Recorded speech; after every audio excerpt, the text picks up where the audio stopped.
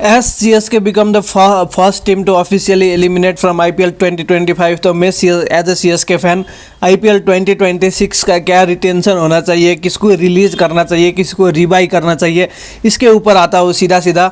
और इसके ऊपर आने के लिए एक और रीज़न है कि मैं क्रिक बज़ का एक वीडियो देखा था जहाँ पर रिटेन और स्किप टाइप का था, जहाँ पर रिटेन और लेट गो टाइप का था। और उसमें एडम गिलक्रिस्ट, भाई MS धोनी को तो लेट गो बोलते हैं, लेकिन रिटेन में वो दीपक हुडा और विजय शंकर दोनों को रख लेते। तो वहीं पर मुझे लग गया था कि भाई इससे घटिया डिसीजन कुछ नहीं हो सकता। तो सीधा ही आते हैं कि क्या क्या होना चाहिए चेन्नई का रिटेंशन और क्या होना चाहिए चेन्नई का रिलीज बोलकर।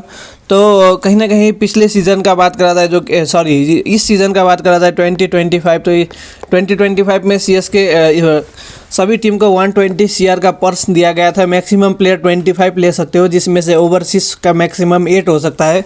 और CSK ने ऑलमोस्ट अपना 25 प्लेयर ही खरीदा था, जबकि ओवरसीज शायद 7 ही रखा था CSK ने। और रिमेनिंग का बात करा जाए तो ऑलमोस्ट शायद से CSK का 5 लाख रुपीज़ जो है वो बच चुका था। तो रिटेंशन में आते हैं कि CSK IPL 2026 में क्या रिटेंशन CSK का होना चाहिए। तो डेफिनेटली मैं कैप्टन ऋतुराज गायकवाड़ के साथ ऑब्वियसली जाना चाहूँगा, क्योंकि वो इंजर्ड हो गए थे। और मुंबई वाले मैच अभी तक हमने सिर्फ 2 ही मैच जीते हैं। तो मुंबई वाले मैच में भी अगर देखा जाए तो ऊपर से ही कहीं ना कहीं किल कर दिया था मैच इन्होंने। 22-23 बॉल में जब 50 बनाया था ऋतुराज ने, और बहुत अच्छा टच में लग रहे थे। वो तो इंजरी की वजह से आउट हो गए, नहीं तो शायद कुछ अच्छा हम लोग एक्सपेक्ट कर सकते थे। फिर उसके बाद उसके बाद फिर कौन हो सकता है। तो अगर MS धोनी खेलते हैं तो डेफिनेटली MS धोनी को रिटेन करेंगे, और अगर MS धोनी नहीं खेलते तो फिर ये तो रिलीज टाइप का हो जाएगा, और ये जो पैसा है वो रिमेनिंग पर्स में आ जाएगा। तो मुझे लगता है कि MS धोनी शायद कहीं ना कहीं खेले जाएंगे। और ये 2026 का सीज़न ऐसा रहेगा जिसमें से अगर से 14 मैचेज होता है तो 14 में से 8 या 9 मैच MS धोनी खेलेंगे, और बाकी 4 या 5 मैच होगा जो दूसरा बैटर खेलेंगे जैसा लगता है। एक कार्तिक शर्मा है, विकेट कीपर बैटर, राजस्थान का, 19 ईयर्स का है। उनका डोमेस्टिक परफॉर्मेंस अच्छा था, और एक लीक्स भी आया था कि CSK जो है कहीं ना कहीं देख रहे हैं उनको ट्रायल लिया जा रहा है। तो हो सकता है कि अभी हम लोग को एक और प्लेयर CSK से कोई इंजर्ड हुआ मिल सकता है, और जिनके जगह पर कार्तिक शर्मा को इसी साल इंक्लूड कर लिया जाए। तो वहीं पर सचिन रविंद्र, भले ही इनका जिस तरीके से हम लोग एक्सपेक्ट कर रहे थे उस तरीके से नहीं आया, लेकिन इनके पास पूरा साल रहेगा। पूरा साल में ये पावर हिटिंग पे काम कर सकते हैं। ये पूरा साल तो खेलते ही रहते हैं, इंटरनेशनल हो गया, बाकी के लीग्स वगैरह हो गया। तो कहीं ना कहीं मैं चाहूँगा कि सचिन को भी रिटेन कर लिया जाए। सचिन हमारे लिए आगे चल के बहुत अच्छा प्रोस्पेक्ट डेफिनेटली हो सकते हैं। फिर उसके बाद बात करा जाए तो खलील, जिस तरीके से उनका सीज़न इम्प्रूवमेंट हो रहा है भाई, बहुत ही अच्छा बॉलिंग कर रहे हैं। और ये इन्होंने इससे पहले सीज़न में भी दिल्ली के साथ बहुत ही अच्छा गेंदबाजी करा था। तो ऑब्वियसली खलील को रिटेन करना ही होगा। नूर बहुत ही अच्छा जान मार रहे हैं, अकेले ही ये मार रहे। इसमें हमेशा ही स्पिनर डुओ में अटैक करते हैं, जहाँ पर एक स्पिनर कंटेन करता है तो दूसरा विकेट लेने जाता है। तो नूर कहीं ना कहीं विकेट लेने तरफ से जाते हैं, लेकिन दूसरे तरफ से CSK को वो स्पिनर नहीं मिल रहा। तो नूर को डेफिनेटली 10 CRA पर रिटेन करेंगे। उसके बाद नेथन एलिस, इनको मैच उतना नहीं खिला गया, लेकिन ये बहुत ही अच्छा करते हैं, इनको रिटेन करना होगा। आयुष महात्रे भाई साहब बेस्ट पिक है, जो रिप्लेसमेंट के तौर पर आए थे। भले ही पंजाब के अगेंस्ट वाले मैच में उतना अच्छा नहीं कर पाए, लेकिन डेफिनेटली इनको रखेंगे। Dewald Brevis complete package. कल तो MS धोनी ने बोल भी दिया कि डेवाल्ड ब्रेविस हमारे लिए अगले बहुत लंबे समय तक सर्व कर सकते हैं। एथलेटिज्म के साथ उन्होंने कल कैच पकड़ा भाई, जिस तरीके का उन्होंने स्पोर्ट्समैनशिप दिखाया भाई, बेहतरीन, एकदम शानदार था। डेवाल्ड ब्रेविस 3 बार जगल करते हैं और एक कैच को कंप्लीट कर लेते हैं।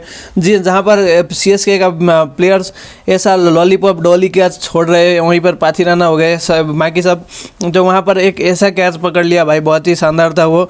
डेवाल्ड ब्रेविस को डेफिनेटली रिटेन करना होगा। 2.2 CR हो गए। उसके बाद अंशुल कंबोज, इन्होंने अच्छा गेंदबाजी करा है, बैटिंग के साथ इनको देखना है अभी भी, लेकिन अब मुझे पता है कि ये नीचे आके लंबे हिट तो लगा सकते हैं, और बॉलिंग भी बहुत ही अच्छा कर रहे हैं। तो उसके बाद अभी वंश को ट्राई ही नहीं कर रहा है, और MS धोनी के लिए विकेट कीपिंग बैकअप तो चाहिए ही चाहिए। तो वंश को भी डेफिनेटली लेंगे। अब बाकी रह गए श्रेयस गोपाल, आंद्रे सिद्धार्थ, आर्यस घोष, उसके बाद शेख रशीद, तो इनको भी रिटेन डेफिनेटली कर ही लेंगे, और मुकेश को भी। शेख रशीद भले ही अभी बैक टू बैक 2 मैचेस में उनका फेलियर आया, लेकिन मैं चाहूँगा कि एटलीस्ट इनको अभी और भी मौका दिया जाए। वैसे भी हम लोग टूर्नामेंट से बाहर तो हो ही चुके हैं, तो डेफिनेटली इनको मौका मिलना चाहिए, और ये अच्छा कर सकते हैं, वो मुझे बहुत ही अच्छे से पता है। और भले ही इनमें अगर जब ऋतु चलाएंगे तब इनको बैकअप में ही रखा जाएगा, लेकिन जब तक ऋतु नहीं है तब तक डेफिनेटली इनको चांस मिलना चाहिए। उसके बाद मुकेश को भी चांस मिल जाना चाहिए। अगर इनमें से किसी को सीएसके छोड़ भी देते हैं, जो ये मैं बता रहा हूँ अभी, श्रेयस गोपाल से लेकर कमलेश नगरकट्टी तक, कोई फ़र्क नहीं पड़ने वाला। और मथीसा पथिराना भले ही इनके 13 करोड़ इस सीज़न जस्टिफाइबल नहीं लग रहा है, लेकिन अगले सीज़न हो जाएंगे, क्योंकि इन्होंने एक्शन में अपना चेंज करा है। और सीएसके को अभी एक्चुअल में बोला जाए तो नेथन एलिस को ज़्यादा ही प्रायोरिटी देना चाहिए था। पथिराना वहाँ पता है ये सीएसके का प्रोस्पेक्ट है, लेकिन अभी इन्होंने अपना बॉलिंग एक्शन चेंज करा है, तो उनको एक्शन पे अपना काम करने देना चाहिए। बहुत ही ज़्यादा वाइड चल रहा जा रहा है इनका। और कल तो लास्ट ओवर बहुत ही अच्छा डाला, लेकिन उससे पहले श्रेयस ने पकड़ के बहुत ही अच्छा तरीके से पिटा था इनको। अब रिलीज़ का बात करा जाए तो डेफिनेटली राहुल त्रिपाठी भाई साहब, इनके बारे में जो भी बोला जाए कम ही है, इन्होंने कुछ करा ही नहीं। Deepak Hooda, thank you so much. Vijay Shankar, thank you. Sam Curran, आपने बहुत अच्छा इनिंग खेला, लेकिन आपको भी थैंक यू। आपको नहीं रिटेन करेंगे, अगर लेना भी होगा तो अगले सीज़न बेस्ट प्राइस में आपको ले लेंगे। आर अश्विन, मैं कुछ बोलना भी नहीं चाहूँगा। आर अश्विन, आपसे जो एक्सपेक्टेशन था मेरा। रविंद्र जडेजा भाई साहब, 18 CR, ये कभी भी मतलब क्या बोला जाए, 18 CR इन्होंने कभी जस्टिफाई ही नहीं करे। और फिर इनको तो डेफिनेटली मैं रिवाइज में रख रहा हूँ, क्योंकि जडेजा को रिवाइज करना बहुत ज़रूरी है, क्योंकि फील्डिंग भी बहुत अच्छा कर लेते हैं। शिवम दुबे, इनको भी रिवाइज कर लेंगे। और शायद मैं यहाँ पर ज़्यादा दे रहा हूँ, मुझे लगता है कि रविंद्र जडेजा का 5 CR तक में रिवाइज कर लेना चाहिए। मुझे लगता है उससे कम में ही आ जाएंगे, क्योंकि अब जडेजा को उस तरीके से कोई भी टीम देखते नहीं है। भले ही स्पिनर हो तो स्पिनर के तौर पर टीम ले लेंगे, लेकिन उस तरीके से वो अभी कंप्लीट पैकेज तो नहीं दे पा रहे। शिवम दुबे, मैंने यहाँ पर 7 CR लिखने के लिए तो लिख दिया, लेकिन मुझे लगता है अंडर 5 ये भी अंडर 5 ही आ जाएंगे। मुझे लगता है कि ये अंडर 5 आ जाने चाहिए। आपको क्या लगता है? उसके बाद डेवन कॉनवे आपको छोड़ना होगा, क्योंकि फर्स्ट पे इंक्रीज करना है। अगर आपको लेने होगा तो देखते हैं, अगर एक साथ कॉनवे और रचिन नहीं रह सकते, किसी को तो छोड़ना ही होगा। और रचिन क्योंकि बॉलिंग भी कर देते हैं, इसलिए मैं चाहूँगा कि रचिन रहे और कॉनवे को छोड़ दिया जाए। और फिर उसके बाद जेमी ओबर्टन, इनका हिट एंड मिस रहा है, फिर भी अगर इनको लेना होगा तो बेस्ट प्राइस में ले लेंगे। और गुरजपनीत, थैंक यू यार, आपने बहुत ही अच्छा सेक्रीफाइस दिया टीम के लिए, लेकिन क्या ही कर सकते हैं, सभी प्लेयर को तो नहीं रोक सकते। अगर रिटेन प्लेयर में बोला जाए कि कितना तक पैसा लग जाएगा, तो 64.05 CR तक लग जाएगा। रिलीज़ में 58.4 CR हो जाता है, और जिसमें से अगर रिलीज़ में 58.4 CR हो जाता है, और लेकिन अगर एक्चुअल रिलीज़ देखा जाए तो इसमें, क्योंकि हम गुरजपनीत को अब नहीं लेंगे और गुरजपनीत को सीधा ही रिप्लेस करा गया है ब्रेविस की तरफ से, तो यहाँ पर ये भी पैसा ऐड हो जाता है, और फिर महात्रे वाला पैसा भी ऐड हो जाता है। इसलिए एक्चुअल जो रिलीज़ के बाद जो पर्स निकल के आता है वो 55.9 CR आता है। और अगर हम लोग रिवाइज कर लेते हैं रविंद्र जडेजा, और मान लो कि 12 करोड़ के अंदर ये दोनों ही रिवाइज हो जाते हैं, तो फिर पर्स होगा समथिंग 43.9 CR, और रिमेनिंग जो 0.05 CR है वो ऐड होकर 43.95 CR हो जाएगा। और एज ऑफ नाउ देखा जाए तो ओवरसीज़ में 5 पिक्स हो जाते हैं, और टोटल में 19 पिक्स हो जाते हैं। तो अगर मान लो कि सीएसके अभी और 3 ओवरसीज़ पिक्स, और फिर बाकी वो उस तरीके से लेना चाहे तो टोटल 6 प्लेयर सीएसके को लेने को मिल सकता है, जिसमें से 3 ओवरसीज़ और 3 जो होगा इंडियन ऑप्शन रख सकते हैं सीएसके। और मुझे लगता है कि अगर सीएसके को कुछ लेना चाहिए तो कैमरन ग्रीन, जो कि आरसीबी के लिए बहुत ही हैंडी रहे थे, इवन मुंबई के लिए भी बहुत ही अच्छा करा था उन्होंने। तो कैमरन ग्रीन इस सीज़न नहीं आ पाए क्योंकि वो इंजर्ड हो गए थे, और अभी काउंटी में वो बहुत ही अच्छा कर रहे, तो डेफिनेटली कैमरन ग्रीन की तरफ देखना चाहिए। 10 से 15 या फिर 17 करोड़ तक में मिल जाएंगे कैमरन ग्रीन, इनको लेना चाहिए। और फिर 1-2 बैटर को लेना चाहिए, जो कि इंटरनेशनल, मतलब इंडियन प्लेयर नहीं, जो कि फॉरेन प्लेयर है उनको एक बैटर को लेना चाहिए, या फिर ऑलराउंडर बैटर जो भी हो, जो बड़ा बड़ा हिट लगा सके सीएसके को, उस तरीके का प्लेयर चाहिए ही होगा।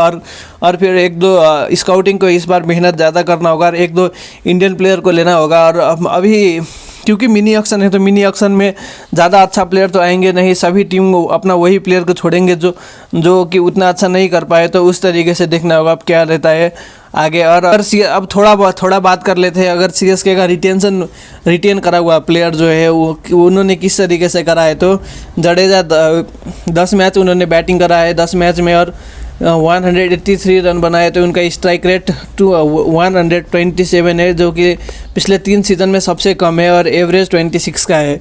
वहीं पर बॉलिंग में बात करा जाए तो 25.5 ओवर डाला है, 7 विकेट उनको मिला है। एवरेज इम्प्रूव्ड हुआ है हालांकि जडेजा का, लेकिन इकोनॉमी जो है लास्ट सीज़न से बहुत ही बढ़ गया। लास्ट सीज़न 7.8 के इकोनॉमी था, तो इस साल 8.5 का इकोनॉमी हो चुका है। दुबे जी का तो भाई बहुत ही बुरा गया ये सीज़न, ऑलमोस्ट बोलो तो 248 रन उन्होंने बनाए 10 मैचेस में, जबकि स्ट्राइक रेट 132 का है। और पिछले 3 सीज़न जो चेन्नई के साथ है सबसे कम है। और भाई इनका एक खौफ हो जाता है स्पिन बैसर के तौर पर, जो खौफ ही मिट गया अब तो लगता है। तो वहीं पर पाथी राणा, अब इन्होंने एक्शन चेंज करा है अपना, तो इनको बहुत ही टाइम लगेगा, इसीलिए मैं चाहता हूँ कि नेथन को खिलाया जाए।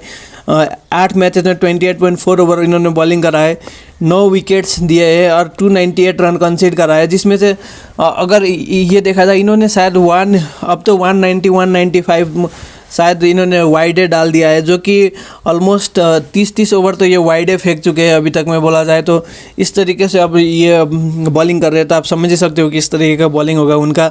और एवरेज 33 का है, जबकि इससे पहले 13 से लेकर 15 के बीच में होता था इनका एवरेज। और इकोनॉमी तो ये 8 के नीचे रखते थे अपना इकोनॉमी, और इस बार तो बहुत ही बुरा हो चुका है इनका इकोनॉमी बोला जाए, एवरेज बोला जाए, दोनों ही।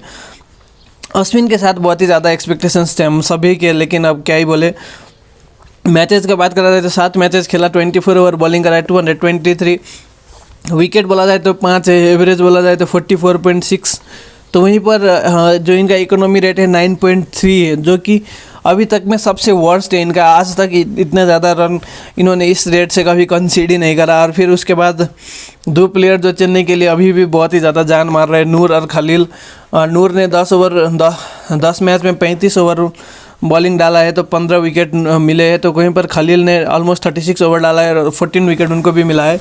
और एवरेज बोला जाए तो नूर पिछले सीज़न जब गुजरात के साथ खेल रहे थे तो एवरेज और वो दोनों ही इनका इम्प्रूव हुआ है। बोला जाए तो इनका एवरेज भी इम्प्रूव हुआ है, इकोनॉमी भी इम्प्रूव हुआ है, नूर का और खलील का भी दोनों ही इम्प्रूव हुआ है। तो डेफिनेटली ये सभी प्लेयर रहेंगे। आपको क्या लगता है कौन सा प्लेयर सीएसके को रखना चाहिए, कौन सा प्लेयर दे देना चाहिए, ज़रूर बताना। और अभी के लिए इतना ही, बाकी और भी वीडियो देखते रहो। Thank you for watching. और मैं चाहता हूँ कि अगले सीज़न सीएसके जो है कमबैक करे। और एक और बात है भाई, सीएसके चाहे टेबल के टॉप पे रहे या टेबल के बॉटम पे, मरते दम तक सीएसके को सपोर्ट करना है, लास्ट तक सीएसके को सपोर्ट करना है। जब तक आईपीएल एग्जिस्ट करेगा तब तक सीएसके को सपोर्ट करना है। अगर हम लोग ट्रॉफी जीतते वक्त सपोर्ट करते हैं तो डेफिनेटली जब टीम लगी पड़ी है, जब टीम को सपोर्ट की सबसे ज़्यादा ज़रूरत है, तब तो डेफिनेटली सपोर्ट करेंगे। अभी के लिए इतना ही, बाकी और भी वीडियो देखते रहो। Thank you for watching, bye bye.